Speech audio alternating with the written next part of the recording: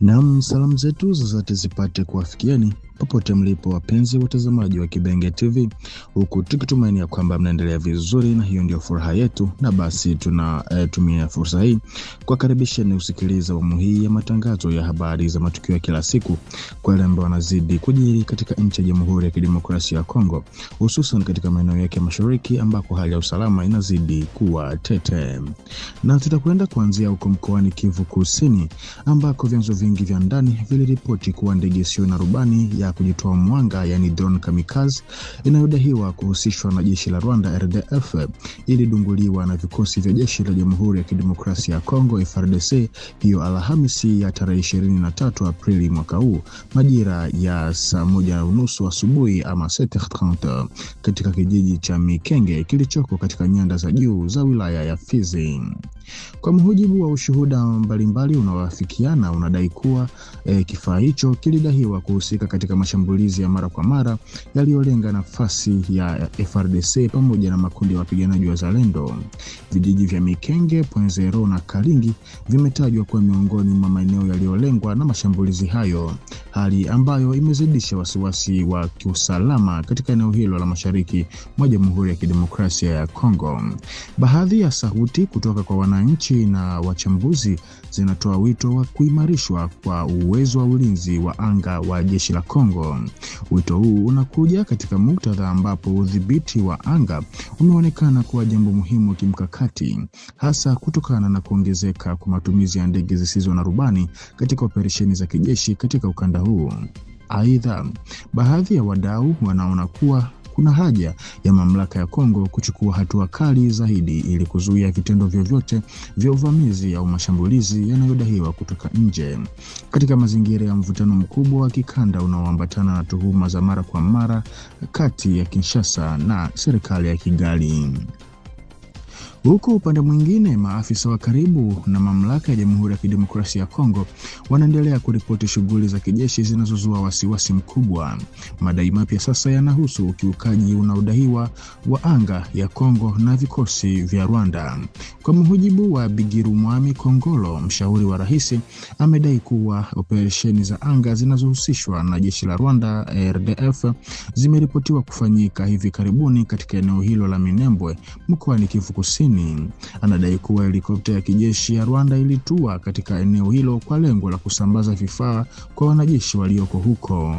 Afisa huyo pia anazungumzia shughuli za ndege zisizo na rubani ama drone zilizoripotiwa kuruka usiku kucha juu ya maeneo yanayodhibitiwa na jeshi la Jamhuri ya Kidemokrasia ya Kongo FARDC. Iwapo madai haya yatathibitishwa, hatua hizo zitachukuliwa kama ukiukaji wa mamlaka ya taifa na kuongeza hofu ya uwepo wa moja kwa moja wa Rwanda katika mzozo unaoendelea. Kauli hizi zinakuja katika mazingira ya kutoaminiana kati ya Kinshasa na Kigali ambapo pande zote zimekuwa zikishutumiana mara kwa mara. Wakati mapigano kati ya makundi mbalimbali yenye silaha yakiendelea mashariki mwa nchi, hali ya usalama inaendelea kuwa dhaifu na kufuatiliwa kwa karibu katika ngazi ya kitaifa na ya kimataifa. Hadi sasa hakuna majibu rasmi yaliyotolewa na mamlaka ya Rwanda kuhusu madai hayo. Hata hivyo, maendeleo haya yanaweza kuongeza mvutano wa kidiplomasia na kuathiri juhudi zinazoendelea za kupunguza hali ya mvutano na kurejesha utulivu wa kudumu katika eneo hilo.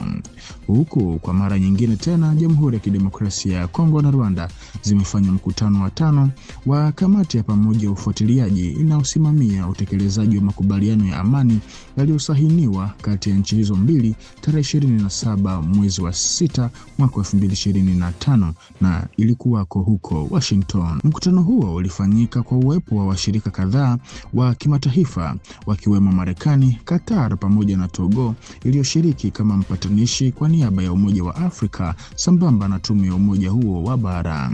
Majadiliano yalilenga hasa kutathmini utekelezaji wa ahadi zilizotolewa na Kinshasa na Kigali tangu kikao cha mwisho cha kamati hiyo kilichofanyika tarehe 17 na tarehe 18 ya mwezi wa 3 ama Machi mwaka huu.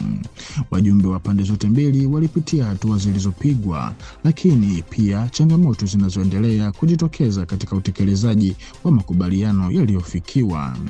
Katika majadiliano hayo, Qatar iliwasilisha pia ripoti ya hatua ya mazungumzo yanayoendelea kati ya serikali ya Kongo na waasi wa AFC M23. Kamati ilisisitiza tena kuunga mkono mchakato wa mazungumzo unaoendelea Doha, ikiuona kuwa njia muhimu ya kufikia utulivu wa kudumu. Washiriki walikazia pia umuhimu wa mazungumzo ya ziada yanayoendelea, hususan yale ambayo duru yake ya hivi karibuni ilifanyika Uswisi ama Swisse, wakiyataja kuwa nyongeza muhimu kwa juhudi za kidiplomasia zinazolenga kurejesha utulivu mashariki mwa DRC na katika eneo lote la Maziwa Makuu.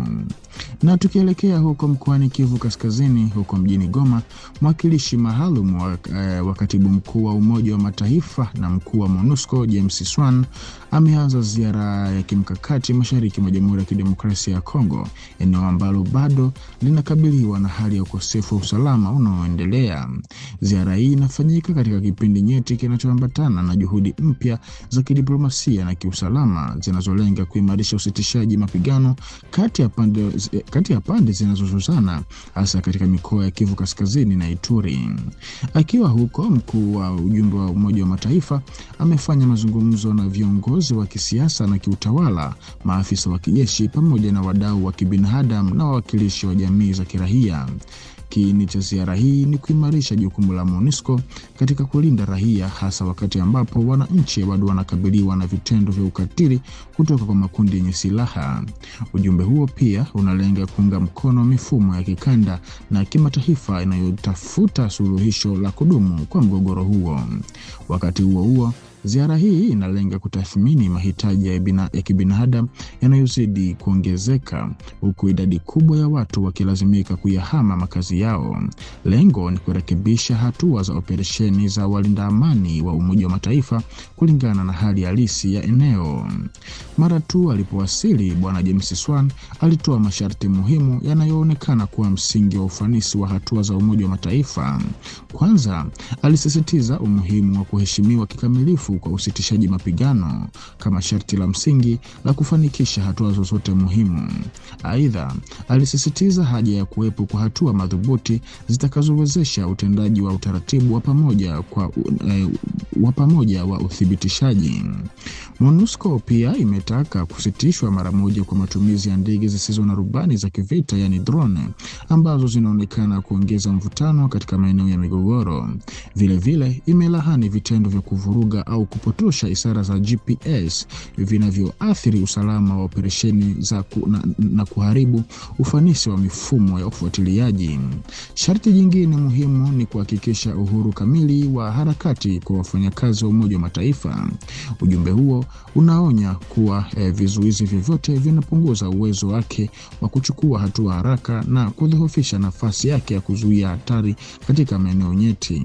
Upatikanaji salama wa miundombinu muhimu, hasa viwanja vya ndege na anga ya nchi, pia umetajwa kuwa kipaumbele. Hii ni muhimu kwa usafirishaji wa vifaa, uokoaji wa dharura na ufuatiliaji wa operesheni kwa ufanisi.